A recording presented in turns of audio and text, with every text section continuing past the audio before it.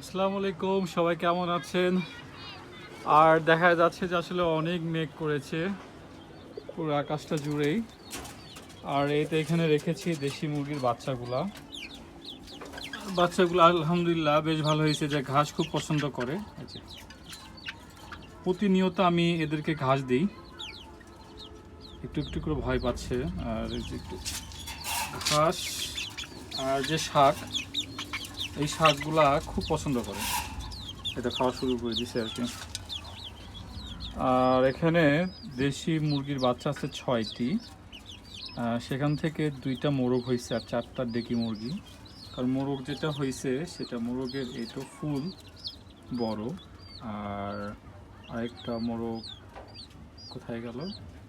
হ্যাঁ, আরেকটা মোরগ আছে, যেটাই মোরগ, এটাই পাশে একটা মোরগ, আর এই যে একটা ফুল বড়, এই দুইটাই হচ্ছে মোরগ, এইটাই বেশি পাশে আছে।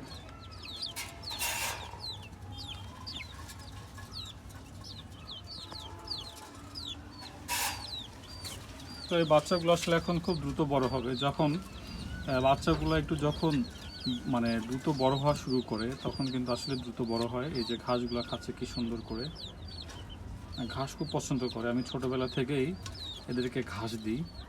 আর ছাদে যেগুলা শাক আছে, যেমন কলম শাক, লাল শাক বা ডাঁটা শাকের পাতাগুলা, এগুলো খুব পছন্দ করে।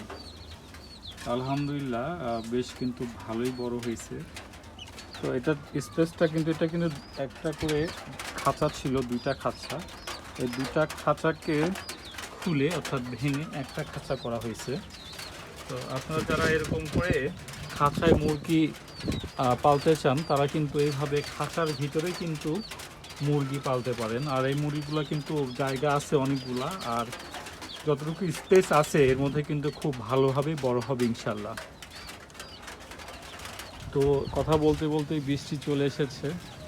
আর এই গাছটাকে দেখতে আসলে ভালো লাগছে, কারণ এর ফুলগুলা ফুটেছে। বাহিরে মেঘ, কালো মেঘ। আলহামদুলিল্লাহ বৃষ্টি আসলে অনেক গরম ছিল, তো এখন বৃষ্টিতে আসলে অনেকটাই স্বস্তি পাওয়া যাচ্ছে। মেঘের গুড় গুড় করে গর্জন শোনা যাচ্ছে। তো আলহামদুলিল্লাহ যাদের আসলে এভাবে মুরগি পালার শখ আছে, তারা কিন্তু এভাবে মুরগি কিন্তু পালতে পারবেন। তো সবাই ভালো থাকবেন।